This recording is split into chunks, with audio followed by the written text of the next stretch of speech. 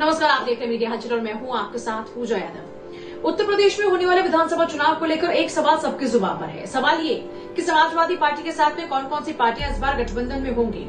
वो पार्टियां आखिर समाजवादी पार्टी के साथ आगे बढ़ के क्या बीजेपी को हरा पाएंगी। ऐसे सवाल तो तमाम है, लेकिन सबसे अहम सवाल इस वक्त ये बना हुआ है कि क्या समाजवादी पार्टी और आरएलडी इस बार मिलकर चुनाव लड़ेंगी। 2022 के रण में क्या समाजवादी पार्टी के साथ में आरएलडी का साथ होगा, क्योंकि इससे पहले की अगर बात करते हो देखा हमने कई मौकों पर कि आरएलडी की ओर से बार बार शुरुआत में ही कह दिया गया कि हम साथ हैं और अखिलेश भी कई मंचों से बार बार यही बात दोहराते रहे। चाहे 50 सदस्यों के चुनाव की बात हो, चाहे लोकसभा चुनाव की बात हो या फिर उपचुनाव की बात हो, लेकिन इस बार ऐसी बात कहीं दूर दूर तक नजर नहीं आ रही है। दरअसल हम लगातार देख रहे हैं कि जयंत चौधरी की जुबान से एक ही बात अब सुनने को मिल रही है, वो ये है कि जब भी उनसे पूछा जाता है कि क्या समाजवादी पार्टी के साथ इस बार गठबंधन में आप चुनाव लड़ेंगे, तो वो ये कहते हैं कि 2022 की बात हम 2022 में ही करेंगे।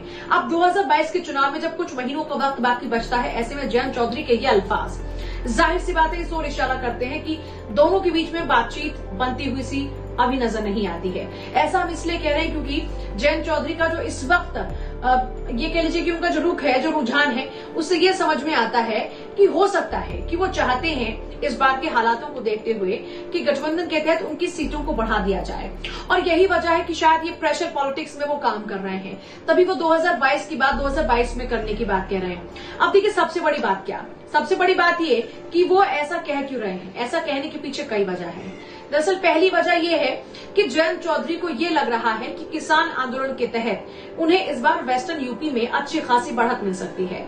अपनी बढ़त को देखते हुए ही शायद वो समाजवादी पार्टी से गठबंधन के तहत सीटों को बढ़वाने में विश्वास रखते हैं।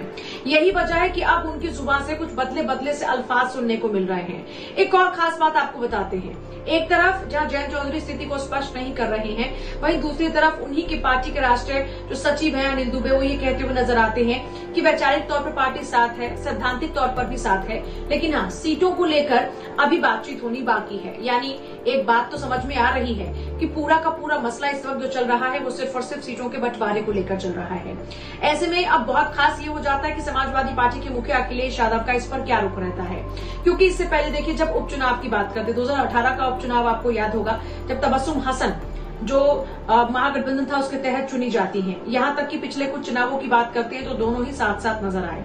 चाहे अखिलेश यादव और जयंत चौधरी की बात हो, दोनों ही मंच पर साथ साथ नजर आते थे और आमतौर पर जो अंडरस्टैंडिंग थी वो भी बहुत हद तक बार बार कई मौकों पर देखने को मिलती थी। लेकिन इस बार जयंत चौधरी शायद कॉन्फिडेंस में बहुत ज्यादा है और इसी कॉन्फिडेंस के चलते वो इस बार अपनी पार्टी के लिए सीट की बढ़ोतरी चाहते हैं, और ये पूरा का पूरा कॉन्फिडेंस जो अब लगातार किसान आंदोलन हो रहा है उसको लेकर है। लेकिन अब देखना होगा कि दोनों के बीच में जो बातचीत अभी तक दूर दूर तक नजर नहीं आ रही, क्या वो आगे आने वाले दिनों में साफ हो पाएगी। क्योंकि देखिए अभी तक जब स्थिति स्पष्ट नहीं की जा रही है तो जाहिर सी बात है इसका कार्यकर्ताओं, समर्थक और जनता तीनों पर ही अच्छा प्रभाव तो नहीं पड़ता।